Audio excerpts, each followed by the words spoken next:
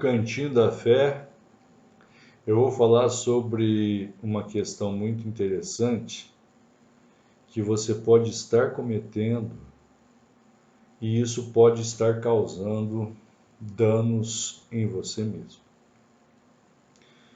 Uma palavra que a gente lança, ela pode condenar uma pessoa, pode matar uma pessoa ou pode erguer uma pessoa.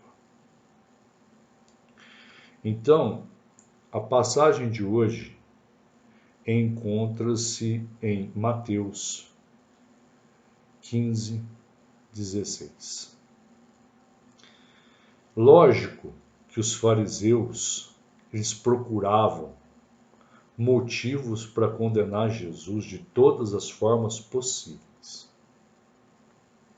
E certa feita, ele foi convidado a participar de um jantar na casa de um fariseu. E era costume dos fariseus se lavarem antes das refeições. E Jesus, ele foi advertido porque ele não tinha feito isso, e nem os seus discípulos. E aí, ele dá a seguinte lição: escutem e entendam. Não é o que entra pela boca que faz com que alguém fique impuro. Pelo contrário, o que sai da boca é que pode tornar a pessoa impura. Se o que sai da sua boca é só lamento, só tristeza, só reclamação, tenha certeza que pode examinar a sua vida, você vai chegar à conclusão que você não é uma pessoa feliz. Desculpa a franqueza. Agora, se você exala humildade, amor, carinho, palavras doces, afeto, procura ajudar seu irmão, faz caridade, pode ter certeza que isso vai reverter para você mesmo. Porque Jesus diz o seguinte: toda a planta que meu Pai, que está no céu, não plantou, será arrancada. Não se preocupem com os fariseus. Fariseus são seus inimigos. São guias cegos. E quando um cego guia outro, os dois acabam caindo no buraco. E às vezes eu vejo muita gente falando de processo penal, de direito penal, e eu às vezes viro para as pessoas e falo o seguinte: eu vou ficar quieto, não vou comentar nada, eu apenas tão somente vou falar o seguinte: são cegos guiando cegos, e o resultado é que ambos vão cair no abismo. Eu não preciso criticar, xingar, brigar. Vocês ainda não entenderam? O que entra pela boca vai para o estômago e depois sai do corpo. Nós comemos, entra, vai para o estômago, passa pelo estômago, sai, pronto, acabou. Mas o que sai da boca faz com que a pessoa fique impura. Nós falamos do que está dentro do nosso coração. Se o nosso coração está cheio de amor, nós falamos de amor. Se o nosso coração está cheio de mágoa, falamos de mágoa. E Jesus continua. Isso faz com que a pessoa fique impura. Porque é do coração que vêm os maus pensamentos, os crimes de morte, os adultérios, as imoralidades sexuais, os roubos, as mentiras e as calúnias. São essas coisas que fazem que alguém fique impuro. Mas comer sem lavar as mãos não torna ninguém impuro. E a pergunta que eu faço depois dessa reflexão de Mateus de 10 até 16, que tem saído do seu coração? eu espero que saia coisa boa, porque certamente Deus vai te retribuir com coisas boas. Ah, mas está saindo coisas ruins. Não tem problema nenhum. Deus, ele perdoa todos os pecados. Jesus perdoa todos os pecados. E se sai coisa ruim, muito simples. Você muda os seus pensamentos, muda as suas palavras, muda os seus sentimentos e sua vida também muda. Um grande abraço a você e que Deus o abençoe. Fiquem com Deus.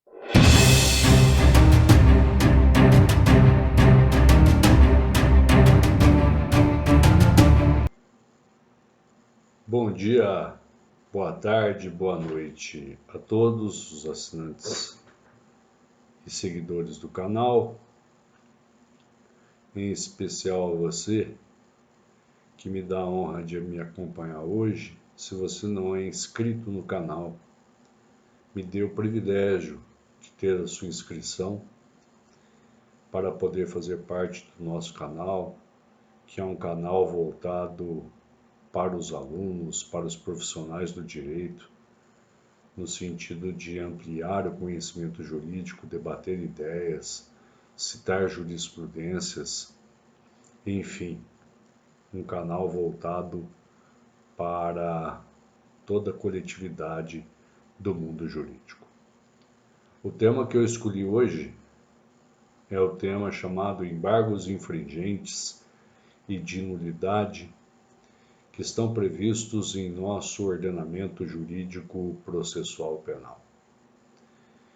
Então, quando começamos a falar sobre os embargos infringentes e de nulidade, a primeira observação importante a ser feita é que os embargos infringentes e de nulidade são considerados como um recurso exclusivo da defesa. Portanto, é uma pergunta que se faz em concurso, né? Quais são os recursos, né, exclusivos da defesa? Os embargos infringentes e de nulidade têm essa característica. E eles são apresentados pelo acusado, que se chama embargante, contra o acórdão de segunda instância que lhe foi desfavorável. Aqui vem a primeira dica. Os embargos infringentes cabem quando houver discordância em recurso de apelação, recurso em sentido estrito e em agravo em execução. Se houver discordância, 2 votos contrários ao acusado e 1 voto favorável ao acusado, em sede de habeas corpus ou mandado de segurança em segundo grau, não cabe os embargos infringentes e de nulidade. Cabe o recurso ordinário constitucional. Então, primeiro requisito é que o réu teve uma decisão desfavorável em recurso de apelação, recurso em sentido estrito ou agravo em execução.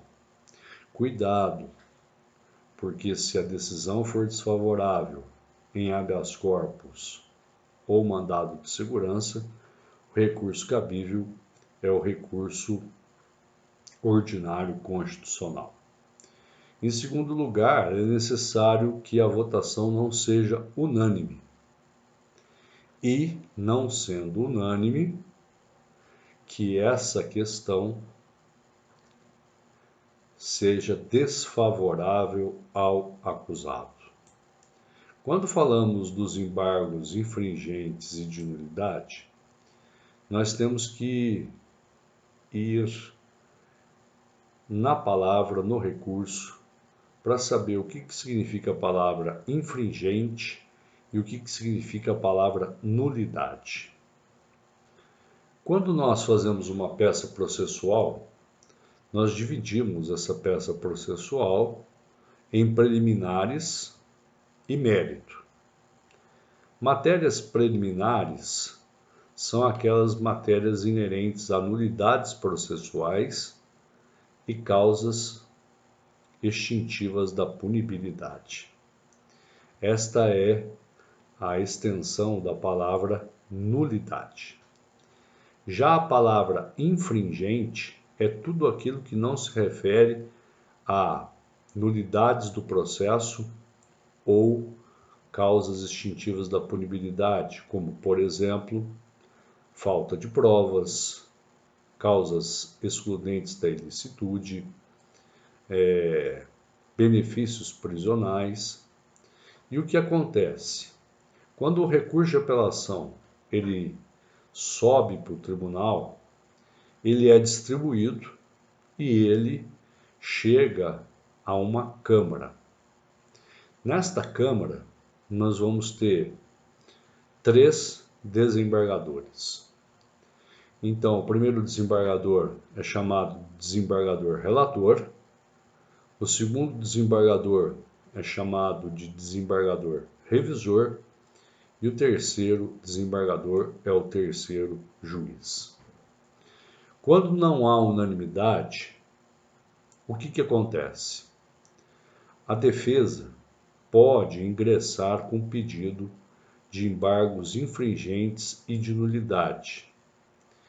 E quando este recurso é recebido, isso implica no chamamento de mais 2 desembargadores para reanalisar o recurso. E aí, este recurso ele vai ser composto de uma turma de 5 julgadores. É um novo julgamento, razão pela qual o desembargador que votou de uma forma pode mudar o seu voto, pode manter o seu voto, e é um recurso exclusivo da defesa. Para quem vai fazer o exame da ordem, é muito importante se ater ao endereçamento. Neste tipo de recurso, o endereçamento ele é realizado ao relator do acórdão. Então ficaria mais ou menos assim: Excelentíssimo senhor doutor desembargador, relator do acórdão, coloco o número do acórdão, da primeira, segunda, terceira Câmara Criminal do Tribunal de Justiça do Estado de São Paulo, ou do Estado de Minas Gerais, etc. Quando nós falamos dos embargos infringentes de nulidade, eles estão previstos no artigo 609 do Código de Processo Penal, que tem a seguinte dicção: quando não for unânime a decisão de segunda instância, veja, quando não for unânime a decisão de segunda instância, desfavorável ao réu, admitem-se embargos infringentes e de nulidade que poderão ser opostos. Então, na hora que você for escrever a sua petição, você vai colocar lá: vem opor os presentes embargos infringentes e de nulidade, no prazo de 10 dias. Prazo dos embargos infringentes de nulidade, então, 10 dias, a contar da publicação do acórdão na forma do artigo 613. Se o desacordo for parcial, os embargos serão restritos à matéria objeto da divergência. Então, por exemplo, imagine que você apele requerendo a nulidade do processo porque a prova é ilícita e no mérito você pede a legítima defesa. Vamos supor que na análise da preliminar de prova ilícita, os desembargadores, por 3 votos a 0, rejeitaram a tese do recurso de apelação. Porém, na legítima defesa, 2 desembargadores votaram contra o reconhecimento da legítima defesa, porém, um desembargador votou a favor do reconhecimento da legítima defesa. Aí nós aplicamos isso que eu li para vocês. Se o desacordo for parcial, os embargos serão restritos à matéria objeto de divergência. No caso, então, aqui, a legítima defesa. Então, nós temos os seguintes pressupostos para que a gente possa manejar os embargos infringentes de nulidade. Primeiro, uma decisão desfavorável ao réu e que essa decisão não seja unânime, 2-1. Para o exame de ordem, a dica que eu sempre dou é que, às vezes, quando o examinador pede essa peça, vem escrito assim: o voto vencido ou, por maioria de votos, rejeitaram o recurso. Então, fiquem bem espertos nessa questão de maioria de votos e fiquem bem espertos nessa questão de voto vencido. E qual que é o pedido dos embargos infringentes e de nulidade? É que o voto vencido prevaleça sobre os demais votos. Esse é o pedido dos embargos infringentes e de nulidade. O grande problema é que nós temos alguns entendimentos que eu gostaria de passar para vocês. Nós temos alguns autores que entendem que devem ser colocados como nome da peça embargos infringentes, outros como embargos de nulidade, e a corrente a qual eu me filio é embargos infringentes e de nulidade, porque esse é o nome trazido pelo Código de Processo Penal para esse tipo de recurso. Os embargos infringentes, como eu disse, a impugnação se trata sobre o mérito, ou seja, todas as questões que não sejam nulidades processuais e causas extintivas da punibilidade. Já os embargos de nulidade, eles se limitam à discussão de nulidades, matérias processuais, causas extintivas de punibilidade, etc. É importante dizer também que, por ausência de previsão legal, tem-se decidido que não há possibilidade de interposição ou de oposição de embargos infringentes e de nulidade contra decisões de turmas recursais dos juizados especiais criminais, em decisões de habeas corpus, onde o recurso cabível é o recurso ordinário constitucional, nas revisões criminais, nos mandados de segurança e nas ações originárias. É importante dizer, para aqueles que vão fazer o exame de ordem, vão prestar o concurso, questões de suma importância. Primeiro, só existem 2 recursos que são apresentados ao relator. São os embargos infringentes de nulidade e os embargos de declaração. Segunda questão, o prazo. O prazo é de 10 dias. E nesses 10 dias, nós não podemos fazer a petição de interposição e depois fazer as razões. Não. Nesse prazo de 10 dias, nós devemos apresentar a petição de interposição em conjunto com as razões dos embargos de infringentes e de nulidade. A primeira peça, que é a peça de interposição, é endereçada ao relator, nunca se esqueça disso, e a segunda ao tribunal. Então ficaria mais ou menos assim: razões dos embargos infringentes e de nulidade.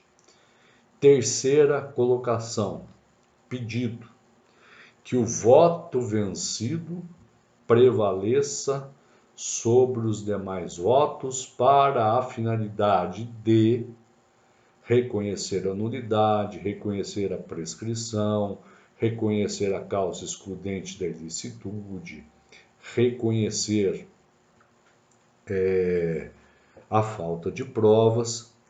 E uma pergunta recorrente que o pessoal faz para mim é que qual o recurso cabível da decisão que rejeita os embargos infringentes e de nulidade? Nós estamos dentro do poder jurisdicional, dentro do Tribunal de Justiça de cada estado. Acima do Tribunal de Justiça, nós vamos ter o Superior Tribunal de Justiça e o Supremo Tribunal Federal. Aqui vai mais uma dica importante. Para que eu consiga acesso ao Superior Tribunal de Justiça, é necessário que haja o pré-questionamento. E esse pré-questionamento é chamar a atenção do julgador para a violação de uma lei federal, mencionando, por exemplo, o artigo violado, ou, no caso, a jurisprudência que se encontra em dissonância com o julgado. Feito o pré-questionamento, eu tenho prazo de 15 dias, né, para que eu recorra através do recurso chamado de recurso especial. A segunda forma de impugnação seria o recurso extraordinário. O recurso extraordinário, ele é apresentado, né, ao Supremo Tribunal Federal. Também no prazo de 15 dias, também com a exigência do pré-questionamento e apontando qual a legislação constitucional que foi ferida. É necessário se dizer que existe um juízo de admissibilidade do recurso especial e do recurso extraordinário. E esse juízo de admissibilidade é realizado pelo presidente do Tribunal de Justiça. Contra a decisão que denega seguimento ao recurso especial ou ao recurso extraordinário, nós temos o agravo de instrumento para que este recurso possa vir a subir junto aos tribunais superiores. É, como eu disse, um recurso exclusivo da defesa. Atentem-se sempre ao endereçamento, que é o relator do acórdão. A palavra infringentes quer dizer mérito. A palavra nulidade quer dizer nulidades processuais e causas extintivas da punibilidade. É um recurso exclusivo da defesa. Se a discordância for total, os embargos infringentes podem versar sobre toda a matéria. Se a discordância for parcial, apenas e tão somente em relação àquilo que foi objeto da divergência, e principalmente lembrar que existe uma ampliação, ou seja, o recurso de apelação é julgado por 3. Quando há a oposição dos embargos infringentes e de nulidade, é necessário o chamamento de mais 2 desembargadores, compondo uma turma de 5 julgadores. Outro detalhe interessante. Pode parecer uma aula repetitiva, porém é uma aula de fixação. Os embargos infringentes de nulidade, eles cabem no recurso de apelação no recurso em sentido estrito e no agravo em execução. Quando a decisão for desfavorável ao réu e a decisão não for unânime, não cabe embargos infringentes de nulidade em algumas matérias, em alguns recursos, como decisões do Juizado Especial Criminal em suas turmas recursais, decisões de habeas corpus cujo recurso cabível é o recurso ordinário constitucional, na revisão criminal, no mandado de segurança e em ações chamadas de ações originárias. Isso é o tema que eu trouxe para vocês hoje. Espero que vocês tenham gostado. Se vocês gostaram, deixe o seu curtir.